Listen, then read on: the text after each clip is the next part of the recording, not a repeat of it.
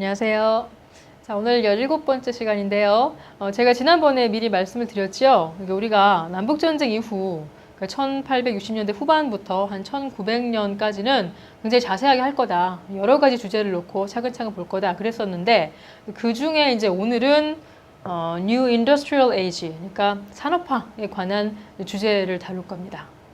왜 하필 이 시대에 산업화가 급격히 이루어졌느냐. 물론 미국이 산업화가 된 건 훨씬 그 이전이에요. 꾸준히 이제 산업화가 이루어지고 있는데 전쟁을 통해서 이제 북부가 승리하면서 주도권을 확실히 장악을 하고 하나의 통합된 리더십을 가지고 국가적으로 산업화를 추진할 수 있었고 또 뭐 산업화에 방해가 되는 여러 가지 어떤 그 제도라든가 뭐 이런 것을 다 이제는 제거해버렸잖아요. 대표적으로 노예제 같은 거. 그래서 이제는 이제 앞으로 나아가는 일만 남은 거죠. 자, 어떻게 이렇게 급속하게 산업화가 이루어졌는가? 방금 말씀드린 것과 같은 이 정치 상황도 크게 한몫을 했고, 그 밖에 large supply of natural resources. 미국은 복받은 땅이에요. 굉장히 천연 자원이 풍부한 그런 땅이에요. 그래서 뭐 철이 필요하다, 석탄이 필요하다, 바로바로 조달할 수가 있어요. 또 an explosion of inventions. 발명품. 이때쯤 해가지고 patent law. 특허에 관한 법률이 제정이 되거든요. 특허법이라는 것은 발명을 한 사람들에게 그 발명품에 대한 지적인 재산권, 저작권 이것을 보장해주는 제도죠. 그러니까 발명 한번 잘만 하면 평생을 막 먹고 살 수 있는 길이 열리겠네? 그래서 막 너도 나도 발명에 동참을 하고 산업화에 필요한 여러 가지 이제 물건들이 등장을 하게 됩니다. 또 growing city population. 그러니까 제일 중요한 거라고 볼 수 있어요. 어떻게 보면. 도시에 이민자들이 막 물밀듯이 들어오면서 도시가 급성장을 하죠. 그러니까 그만큼 소비시장이 탄탄하게 늘어났다는 얘기가 되겠어요.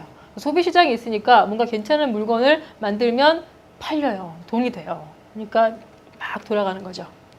예, 그렇게 해서 오일 인더스트리가 번영을 하게 되는데요. 오일, 석유, 원유를 우리가 지금 그 석유하면은 바로 자동차에 넣는 이 휘발유를 생각을 하는데 그거 말고도 종류가 많아요. 석유에는 1840년에 케로센이라는 그 원유에서 추출하기보다는 정제한 그런 물질이 발견이 됐어요. 이거 우리말로 번역하면 등유예요. 등유. 등불을 밝히는 그런 종류의 석유입니다. 오늘날에도 뭐 이렇게 석유 난로라든가 아니면 보일러 같은 거에 들어가는 기름이 이 기름이에요. 그래서 이 기름이 발견이 되면서 refining industries, 그러니까 석유를 정제하는 거, 정유라고 하죠. 정유 업체들이 활황을 맞게 되죠. 게다가 1859년에는 드레이크라는 사람이 증기기관을 이용해서 그 석유 시추하는 거, 이거를 처음으로 시도를 해서 성공을 했어요. 그래서 그 뒤에는 이제 석유를 많이 뽑아다가 정제를 해다가 팔아서 돈이 되는 그런 시대가 됐죠. 가솔린, 휘발유, 가솔린 차에 넣는 거. 이거는요. 처음에는 정제를 해갖고 가솔린은 버렸대요. 그리고 케로센만 돈이 되니까 쓰고. 근데 나중에 이 자동차가 대중화가 되면서 너무너무 귀하신 대접을 받게 된 게 가솔린이죠.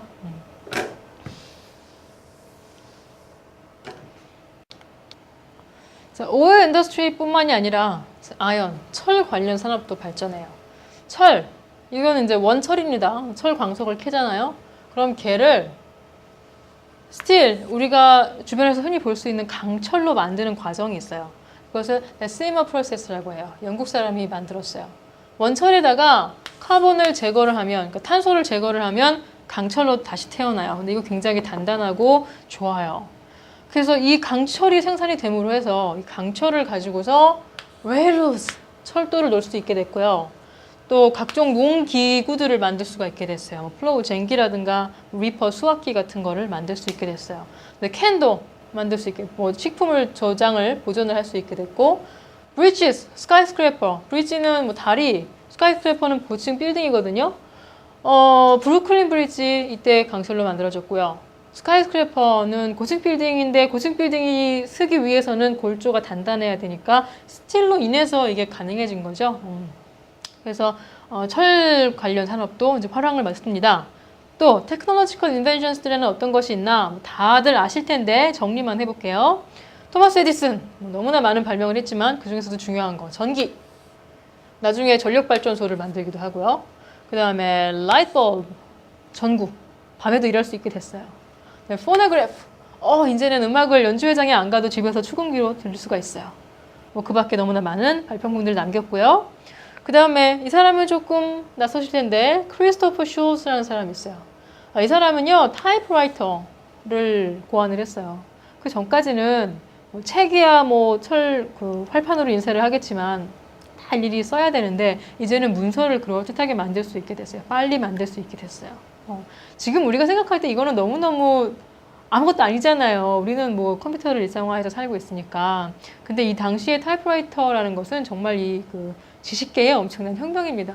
구텐베르크의 활판 인쇄술 그만큼은 아니겠지만 하여튼 굉장히 큰 어떤 전환을 가져왔어요.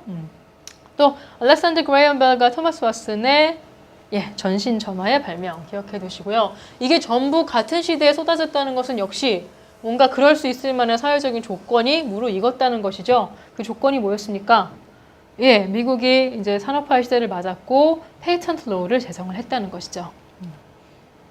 미국의 산업화에 혁혁한 공로를 세운 것이 바로 철도입니다. 철도. 어느 나라든지 마찬가지인데 미국도 그랬어요. 자, 미국의 철도는 처음에 이제 뉴욕에서 시작해서 서부로 조그맣게 하나 놓였다가 그 뒤에 계속 가지를 쳐서 점점 발전을 하게 되죠. 그 중에서도 최초의 대륙 횡단철도가 1867년에 착공해서 69년에 완공을 봐요. 대륙 횡단 무슨 의미냐면요. 그때까지 동쪽 도시들에서 이제 중서부로 가는 거는 있었어요. 서쪽에 캘리포니아 이쪽에도 있어요. 근데 문제는 중간에 로키 산맥 있잖아요. 그래서 이거를 건너서 있는 게 대공사란 말이에요. 그래서 지금 보시면 이게 아마 유니언 퍼시픽사에서 세운 철도일 텐데요. 동쪽에서는 네브라스카에서 이렇게 왔고 서쪽에서는 캘리포니아에서 이렇게 와가지고 여기서 지금 만난 거예요. 악수하고 있죠? 마지막 딱 못을 박는 그런 조인식이죠. 이 철도는 어떻게 놓였냐면요. 이 노동이 굉장히 고된 노동이에요. 그냥 조립된 철로를 갖다 깔면 되는 게 아니라 이 깔 바닥을 다 만들어야 된단 말이에요. 그래서 산을 깎고 굴을 파고 이런 야외에서의 제일 힘든 건설 노동인데 이거를 주로 누가 했겠어요? 이제 이민자들, 힘없는 사람들이 주로 많이 들어왔죠. 대표적으로 중국계 이민자들, 차이니스, 그 다음에 멕시코에서 온 사람들, 또는 남부에서 나온 흑인들, 이런 사람들이 주로 이 철도 노동에 종사를 했었다고 그래요. 어쨌거나 대륙 횡단 철도가 놓이면서 이제 운송에 있어서 하나의 획을 긋고 굉장히 밝고 아름다운 측면인데 사실은 좀 어둡고 이제 부정적인 측면도 있습니다. 왜냐? 이 철도 산업이라는 것이 국가가 꼭 필요한 기간 산업이다 보니까 국가적으로 특혜를 줬거든요. 철도가 놓일 지역, 땅, 불화를 해준 거죠. 그러니까 정부에서 주는 걸 불화라고 하죠.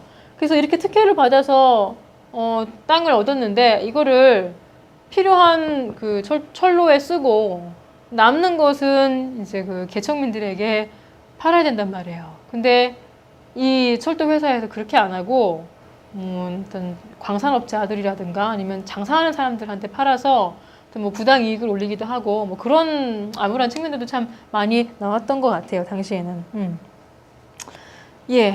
그래서 어쨌거나 트랜스컨티넨탈 레일로드가 1869년에 개통이 됐고요.